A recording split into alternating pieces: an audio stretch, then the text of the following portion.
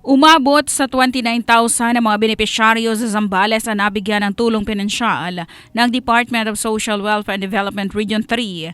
Ito ay kasabay ng isinagawang bagong Pilipinas Servicio Fair na kalipas na January 27 hanggang 28 sa Botolan, Zambales.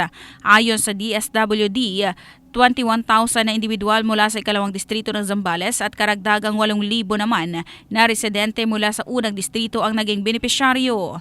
Kaugnay nito, meron rin nakatanggap ng Sustainable Livelihood Program na Seed Capital Fund. Dagdag pa dito ang material assistance na 10,000 family food packs para sa iba pang residente ng probinsya. Matatandaan na isinagawa sa Zambales ang kauna-unahang bagong Pilipinas Servicio Fair sa Central Luzon. Yan na report, hatid ng Drybags Plus Herbal Capsule, lalaking laging umaangat. In the heart of changing lives. Ito si Brigada John Bayot ng Brigada News from Philippines, the Music and News Authority.